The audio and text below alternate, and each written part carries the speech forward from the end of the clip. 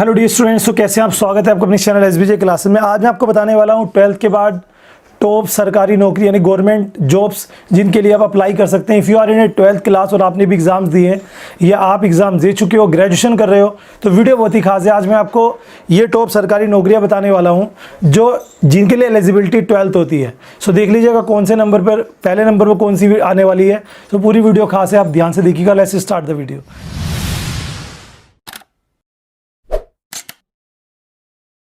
Start the video guys. मैं से Gaurav Bhardwaj, MA lecture of commerce. और वीडियो शुरू करने से पहले एक ऐप के बारे में आपको बताता हूँ। Doubtnut app one of the best app है, इसे डाउनलोड कर लीजिए। इसमें आपको कोई भी मैथ्स, फिजिक्स, केमिस्ट्री, बायोलॉजी की क्वेरी है, सो कैमरे के आइकन पर क्लिक करें और 6 to 12 आप अपनी क्वेरी को वीडियो के माध्यम से क्लियर कर पाएंगे। साथ में अगर आप कोटा के बेस्ट लेक्चरर्स की वीडियोस देखना चाहते हैं, उनसे स्टडी करना चाहते हैं जेई मेंस और नीट की, सो आप उनकी वीडियो आप फ्री डाउनलोड कर सकते हैं। लिंक इसका डिस्क्रिप्शन में है। गाइस कौन कौन सी है, तो सबसे पहले बात करते हैं 12th के बाद गवर्नमेंट जॉब्स में पहले नंबर पर। जी हाँ दोस्तों, वो आती है फॉरेस्ट गार्ड। फॉरेस्ट गार्ड जो है गाइस आपका ये जो फॉरेस्ट ऑफिसर्स होते हैं उनकी रैंक में आती है और इसके लिए एलिजिबिलिटी कुछ 12th क्लास होती है। अगर आप 12th क्लास हैं तो कोई कंप्यूटर आपको नॉलेज नहीं, कोई नीड नहीं है इस चीज़ की, बस आप 12th हैं तो आप इसका फॉर्म भर सकते हैं। हर साल इसकी वैकेंसीज निकलती हैं और इसके लिए आपको बस एक ऑनलाइन फॉर्म भरना होगा और इसकी एज जो है वो 30 तक है। 30 से पहले आप इसी को भर सकते हैं। और सैलरी की अगर मैं बात करूं तो 40 से 45 हज़ार रुपये इसकी स्टार्टिंग सैलरी आती है। तो अगर आप इंटरेस्टेड हैं फॉरेस्ट गार्ड में तो आप इसके लिए अप्लाई कर सकते हैं। नंबर 2 पर आता है, जी हाँ दोस्तों, लोको पायलट और टीसी और एसएम। ये रेलवे की वैकेंसी है। रेलवे में 12th के बाद, पहले आपको बताता हूँ, रेलवे में पहले रिटर्न एग्जाम्स होता था, फिर इंटरव्यू होता था जिसमें बहुत सारे बच्चे रह जाते थे। अब रेलवे ने अपने इंटरव्यू ख़त्म कर दिए हैं। अब 2 ही एग्ज़ाम्स है रेलवे में, पहले प्री और फिर मेंस, 2 एग्ज़ाम्स आप दे सकते हैं। सो 3 भर्तियाँ हैं जिनके लिए आप अप्लाई कर सकते हो आफ्टर 12th। लोको पायलट जो ड्राइवर्स होते हैं उनके लिए आपको पर्टिकुलर एक डिप्लोमा की ज़रूरत होती है जो पॉलिटेक्निकल आप कर सकते हैं। और टीसी टिकट चेकर जो होता है आप लोग जानते ही होंगे, ट्रेन में सफ़र कर चुके हैं। और SM station additional station master. So इसके लिए जो भर्तियां निकलती हैं वो RR railway recruitment board RRB की तरफ से वैकेंसीज निकलती हैं और जो सेंट्रल गवर्नमेंट की जॉब होती है जिसके लिए आप अप्लाई कर सकती हैं। हर साल इनकी वैकेंसीज निकलती रहती हैं, तो आप बस वेट करें और मैं भी आपको अपने चैनल पर प्रोवाइड करा दूंगा जब भी वैकेंसी निकलेंगी।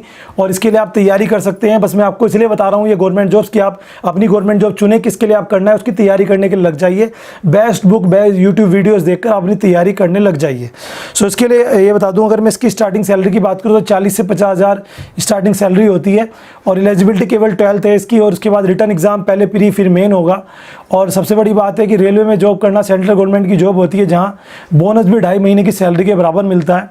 और सपोज आपकी पूरी फैमिली को साल में 4 बार घूमना फ्री होता है फर्स्ट क्लास एसी में, और आप फैमिली में से कोई भी 2 बंदे पूरे इंडिया में जब तक आपकी जॉब है फ्री घूम सकते हैं, कोई चार्जेस नहीं होता बाय द ट्रेन। अब जो तीसरे नंबर पर आता है वो है पुलिस के लिए मैं आपको बता देता हूँ 12th के बाद रिटर्न एग्ज़ाम्स होता है और उसके बाद आपका फिजिकल होता है, मेडिकल होता है और भर्ती हो जाती है। पुलिस में कई प्रकार की, एक तो होती है दिल्ली पुलिस जो कि सेंट्रल फोर्स होती है, और एक होती है स्टेट पुलिस जैसे कि यूपी पुलिस, हरियाणा पुलिस या महाराष्ट्र पुलिस, मध्य प्रदेश पुलिस। तो आप जिस भी स्टेट से हो वहाँ की पुलिस की वैकेंसीज़ के लिए तैयारी कर सकते हैं। पुलिस में 10th लेवल का एग्ज़ाम्स होता है लेकिन होती है एलिजिबिलिटी 12th के बाद। कॉन्स्टेबल में आप 10th बेस पर भर सकते हैं, लेकिन कांस्टेबल से ऊपर होता है और फिर कांस्टेबल भी 12th के बाद आप भर सकते हैं। इसके लिए आपका एक पेपर होगा। अभी उत्तर प्रदेश में 50 हज़ार भर्तियाँ निकली थी जो दोबारा पेपर जिनका हुआ था, और अब वो भर्ती हो भी चुकी है सभी की, और बहुत ही फेयर एग्ज़ाम हुआ था टीसीएस की तरफ से। सो मैं बताता हूँ आपको कि इसमें आपको रिटर्न एग्ज़ाम देना है जिसमें रीजनिंग, मैथ, इंग्लिश और जीके आती है। और उसके अलावा आप एसएससी लेवल का डाटा आता है और उसके साथ आपकी एक दौड़ होती है जो आप आराम से क्लियर कर लोगे अगर आप 3 महीने भी अगर दौड़ की तैयारी करोगे। कुछ इसकी एलिजिबिलिटीज़ होती हैं जैसे कि आपकी हाइट 165 सेंटीमीटर होनी चाहिए, आपकी विज़न आपका सही होना चाहिए, 6/9 होना चाहिए या 9/9 होना चाहिए, और आपकी जो फिजिक है वो ठीक ठाक होनी चाहिए। आप बॉयज़ या गर्ल्स हैं, अप्लाई कर सकते हैं। सैलरी की अगर मैं बात करूँ तो 35 से 40 हज़ार स्टार्टिंग सैलरी होती है। नेक्स्ट भर्ती आती है इंडियन आर्मी। इंडियन आर्मी के बारे में आपने सुना ही होगा कि आर्मी जो है 2 तरह से आप आर्मी में जा सकते हो। 25 की एज तक आप अप्लाई कर सकते हो 18 से 25 साल के स्टूडेंट्स। सो जो आप अगर 18 से ऊपर के हो, 25 से नीचे के हो, सो आप इंडियन आर्मी में अप्लाई कर सकते हो। 2 तरीके होते हैं, एक तो होती है सीधी भर्ती। सीधी भर्ती में आपकी सीधी भर्ती में क्या होता है, आपके अगर शहर में हो रही है, कभी भी होती है, तो आपका फिजिकल होता है, मेडिकल होता है, आपकी प्लेसमेंट्स हो जाती हैं। अगर आपके पास एनसीसी थी तो आप जीडी की भर्ती से भी सीधा जा सकते हो। जी हाँ दोस्तों, एनसीसी वालों के लिए सीधा ऑप्शन होता है, बट ग्रेजुएशन के बाद उससे पहले आपका एसएसबी का एग्ज़ाम दे सकते हो, आप उसके द्वारा बढ़ सकते हो। इसके अलावा आप एक और आती है जिसे हम कहते हैं, साथ में बताता हूँ इसके, इंडियन नेवी। इंडियन नेवी आप जानते ही होंगे, हमारी जो नेवल फोर्स होती है, इसके लिए एनडीए के लिए जो साइंस वाले स्टूडेंट्स हैं वो अप्लाई कर सकते हैं। 25 साल तक आप इसमें अप्लाई कर सकते हैं। तो एनडीए में सीधा जाएंगे तो आप तीनों जगह जा सकते हैं, थल सेना, वायुसेना और जल सेना, और तीनों के लिए आपकी एलिजिबिलिटी 10 बेस एग्ज़ाम्स होता है, आप उसकी तैयारी करें, ठीक है जी। और एफ कैट का भी इसका एग्ज़ाम होता है जिसको आप क्लियर कर सकते हैं, तो उससे भी आप डायरेक्ट इसमें जा सकते हैं। अब एक और आता है, वो है एलडीसी, ये एसएससी, स्टाफ सिलेक्शन कमीशन। जी हाँ दोस्तों, स्टाफ सिलेक्शन कमीशन जो होता है सेंट्रल गवर्नमेंट का एक रिक्रूटमेंट फॉर्म है जहाँ से वैकेंसीज निकलती हैं। ये अलग अलग होती हैं, एक तो होता है आपका CHSL और एक होता है आपका जिसे हम कह सकते हैं हायर सेकेंडरी जो लेवल होता है, एक कंबाइंड ग्रेजुएशन लेवल होता है, हायर सेकेंडरी लेवल होता है। जी हाँ दोस्तों, तो मैं आप 12th के बाद वाली बात कर रहा हूँ। तो अगर आप 12th कर चुके हैं सो आप हायर सेकेंडरी लेवल का एग्ज़ाम दे सकते हैं, CGL का नहीं दे सकते। CGL का ग्रेजुएशन के बाद होता है। इसमें कौन कौन सी भर्ती आती हैं 12th के बाद?